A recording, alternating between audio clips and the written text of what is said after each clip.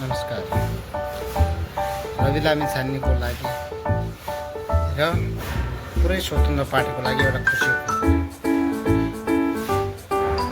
सभापतिका दावेदार, भावी प्रधानमन्त्रीको लागि दावेदार, नमस्कार दावेदार नेपाली काङ्ग्रेसका अहिलेका मतपत्र छगन थापा यसपालिको फागुन 21 गतिको चुनाव लड्न नपाउने भयो।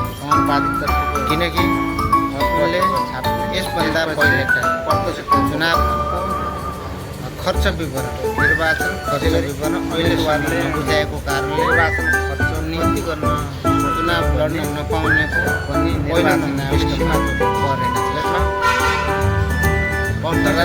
निर्वाचन गर्न खोज्ने तर निर्वाचन आयोगको नियमको पालना नगर्ने खर्च गर्न यस्ता नगर्ने थापाहरूलाई सही